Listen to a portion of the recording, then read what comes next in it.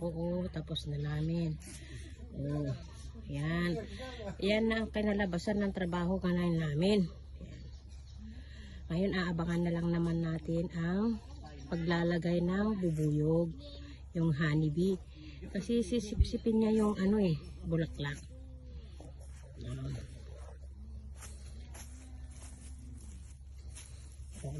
Sisip-sipin niya yung bulaklak. Yan na yung mga lumalabas na yung bulaklak niya. Yan o. Yan na yan o. 1 week lang yan. May bubuyog na siya. Yan po o.